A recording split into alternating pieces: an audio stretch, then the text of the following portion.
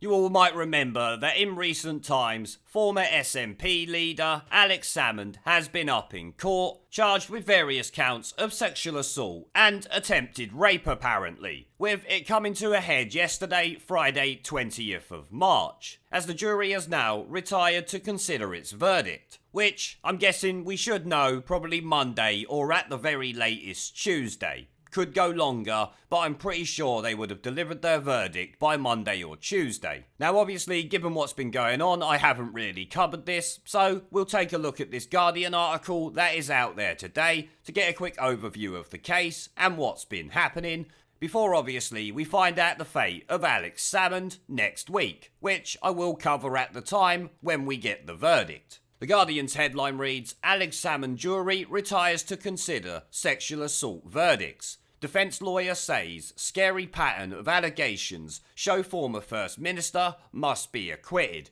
which is also reported in other papers, talking about how the evidence given against him is a bit shifty apparently. I wasn't in the court, so I couldn't tell you for certain. Alex Salmond's lawyers has told jurors at the former First Minister's trial that the entire sexual assault and attempted rape case is murky and smells bad, which is a rather strong way of putting it. Gordon Jackson QC, Salmond defence advocate, told the jury of 9 women and 6 men in Edinburgh that they had to use their rational minds and acquit the former First Minister of all 13 charges against him. So, in total, it is 13 charges. I thought it was around 10. Looks like it's actually 13. Wow. In his closing speech to the jury on Friday, Jackson said a scary pattern had emerged with all the allegations, some of which dated back 12 years. There were no direct witnesses to the alleged assaults, which include a charge of attempted rape and one of intent to rape. So these are no small charges, let me tell you that. And if found guilty, surely the prison sentence would be years. Although, he's a rich politician, who knows in this day and age. He could just end up with community service. Jackson apologised to the jury for saying earlier in the trial that some of the alleged offences were trivial. Yeah, that's probably not a good idea, mate. But said inconsistencies and contradictions cropped up repeatedly in the testimonies and evidence, and he alleged there were signs some of the charges were orchestrated. This comes out of a political bubble with no real independent support of any kind. I said already it smelled, and I don't apologise for that one bit, he said, summing up the defence case after the 2-week trial. I don't care if you like him or you don't like him, he was the Marmite man, but I know he's entitled to the law's protection. He's entitled not to be convicted of anything unless there's clear evidence.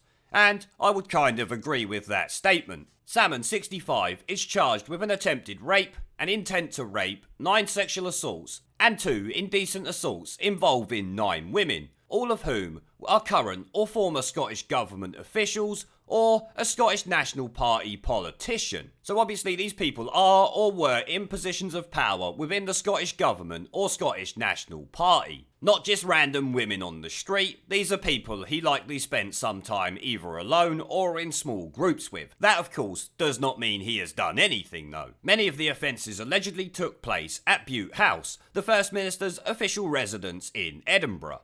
Salmond was originally charged with 14 offences, but he was formally acquitted of 1, attempt sexual assault, on Monday after the prosecution withdrew the charge. Before sending out the jury to deliberate, the judge, Lady Dorian, told them to weigh up the evidence before them very carefully. There were 3 verdicts available to them: guilty, not guilty, or not proven. A Scottish verdict, which also means an acquittal. The jury were able to amend the charges if they felt the evidence did not support the wording on the indictment. On Thursday, Alex Prentice QC for the prosecution had told the jury Salmond was a sexual predator who exploited his power to prey on younger, subordinate women. This case isn't about a plot or political conspiracy, Prentice told them. This is about a powerful man who abused his power to satisfy his sexual desires with impunity. So you're practically trying to call him a Harvey Weinstein then. However, Jackson dismissed Prentice's argument. He said the inconsistencies and contradictions, at the very least, raised doubts the allegations were true. He told the jury that if they had any hesitation about the truth or accuracy of the charges, they had to acquit. You cannot take a risk with his life or anybody else's life. If you accept any of these things is a criminal matter, you need to be satisfied to that high standard. If you thought they were probably established, or more likely they're not established, you would acquit him. He said the Crown's claim that Salmond has sexually assaulted one official with an intent to rape had not been proven. It's a hell of an allegation, Jackson said. It's a very, very big allegation to make in the High Court. And I would kind of have to agree with that, because how do you prove intent unless, of course, he's written it down or something? I can't see how you can prove the intent to rape unless he's written it down. Obviously, I'm not a lawyer or a judge, so I really don't know, but it seems a bit fishy to me, that sense of it anyway. Allegations by witness H that Salmond had attempted to rape her at Butte House were disproved by a witness in court who said H was not there. He suggested, although a celebrity, he cannot be named for legal reasons. Gave an interview by Skype to the police. That person was not under oath and the defence could not cross-examine him. The celebrity said H was there, but that was totally contradicted by another witness who was cross-examined in court, Jackson argued. She knew H well and denied she was at the dinner or even in the building. If you had doubt at all she was there, that is the end of the charge. He cannot be guilty if she wasn't there, Jackson told the jury. Jackson implied H wanted revenge on Salmond because he thwarted her professional ambitions. This is a murky, murky world we live in. No, it seems to be a bit of a murky world that Salmond lives in. I certainly don't live in a world where I'm accused of 13 sexual assault or rape or whatever you want to call it. There's so many charges there I've completely forgot what they were. But the point remains, I don't live in that world, and I'm sure all of you don't either. Jackson alleged that witness A senior Scottish government official who accused Salmond of repeatedly kissing and touching her without permission in Glasgow in 2008 and fondling her body in a nightclub in Edinburgh, had tried to orchestrate some of the charges. That stinks, he said. It absolutely stinks. Witness A contacted at least 4 of the complainers, all serving or former officials, before Salmond was charged, Jackson told the jury. They used a WhatsApp group. That is kinda fishy, and I do have to say, kinda stinks. But doesn't necessarily mean they're wrong once again. A 5th complainer, a senior politician, had refused to take part in those conversations because she felt it was inappropriate, and she was probably right.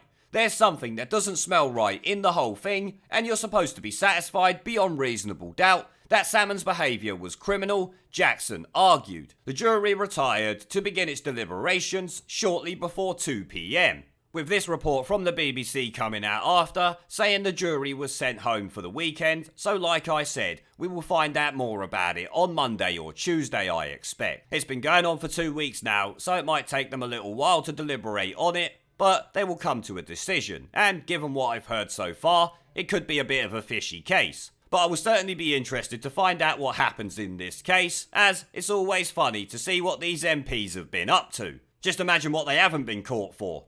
Now before I go, I've started doing live streams and uploading gaming content on my second channel. If you would like to come and join me for a live stream to chat in real time, have an interest in gaming related content on YouTube, or just want to follow me over there because you are a legend, the link will be down in the video description below and as a pinned comment. I hope to see you all there. Now as always, before I go, I want to thank our PayPal, Patreon, Subscribestar and YouTube members for supporting the channel, along with everyone who watches my videos. Remember to let me know what you guys think down in the comment section below. Leave a like, subscribe with the notification bell and share this video as it helps the channel a lot. And I will see you all in the next one. There is a pattern consistent throughout history of oppressed people turning on the oppressors. Slaves against their owners, the peasantry against the feudal barons, colonies, Mr. Verhofstadt, against their empires. And that is why Britain is leaving. And it doesn't matter which language you use, we are going and we are glad to be going. We're off.